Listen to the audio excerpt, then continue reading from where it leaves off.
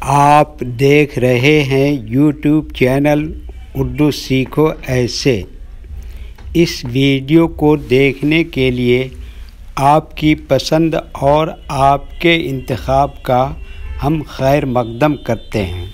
اس video میں رشدہ نام سے جڑے ان سب سوالوں کا جواب دیا گیا ہے۔ رشدہ کس زبان کا لفظ ہے یا رشدہ کس بھاشا کا شبد ہے؟ رشدہ نام کا مطلب اور ارتھ کیا ہے؟ رشدہ میں کتنے حروف ہیں اور کون کون سا حرف ہے؟ رشدہ کا مجموعی عدد کیا ہے؟ رشدہ انگلش میں کیسے لکھتے ہیں؟ رشدہ ہندی میں کیسے لکھا جاتا ہے؟ رشدہ اردو میں کیسے لکھا جائے گا؟ رشدہ اردو میں لکھنے کا طریقہ کیا ہے؟ ان سب سوالوں کے جواب سے آپ کے علم اور جانکاری میں اضافہ ہونے والا ہے، تو اتنی دلچسپ اور جانکاری سے فل ویڈیو کے لیے آپ کی طرف سے ایک لائک تو ملنا ہی چاہیے۔ پیارے ویورز، اگر آپ ہماری ویڈیو پہلی مرتبہ دیکھ رہے ہیں تو چینل کو سبسکرائب کر کے آل پر کلک کر لیں تاکہ اس طرح کی دوسری ویڈیو آپ کو وقت پر ملتی رہے اور کچھ نہ کچھ آپ سیکھتے رہیں۔ رشدہ عربی زبان کا لفظ ہے۔ رشدہ کے معنی اور رشدہ نام کا مطلب ہے ہدایت پانے والی، ہدایت یافتہ، جس کو ہدایت ملی ہو۔ رشدہ میں 4 حروف ہیں: ر، ش، د، ہ۔ رشدہ کا مجموعی عدد 509 ہے۔ یہ انگلش میں رشدہ لکھا ہوا ہے، یہ ہندی میں رشدہ لکھا ہوا ہے۔ رشدہ اردو میں لکھنے کا آج کل 2 طریقے ہیں، ایک کی بورڈ کے ذریعے جس میں اردو کے تمام حروف لکھے ہوئے ہیں، صرف ان حروف کو ٹچ کرنا ہے جن کی ہمیں ضرورت ہے۔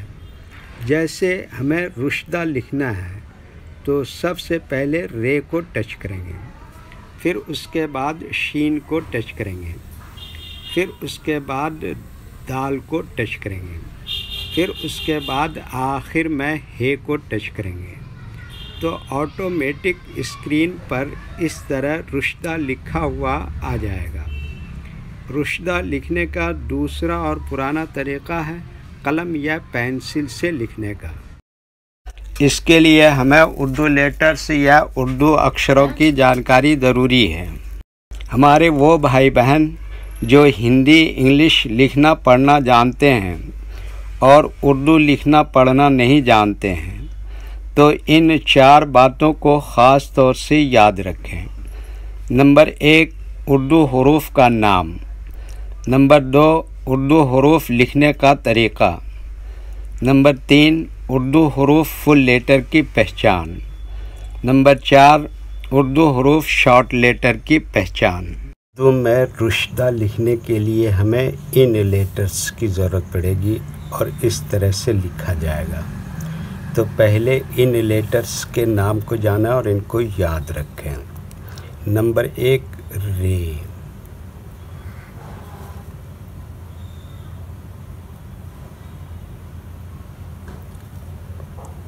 نمبر 2، پیش۔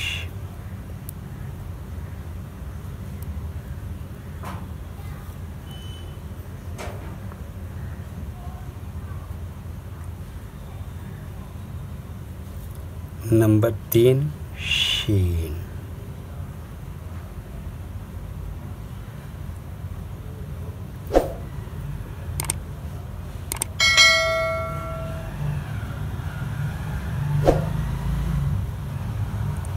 نمبر 4، دال۔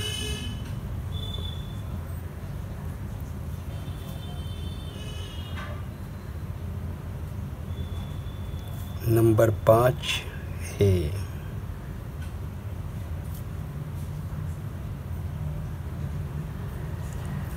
یہ ان لیٹرز کے نام ہوئے۔ اب ان کے لکھنے کا طریقہ سمجھیے۔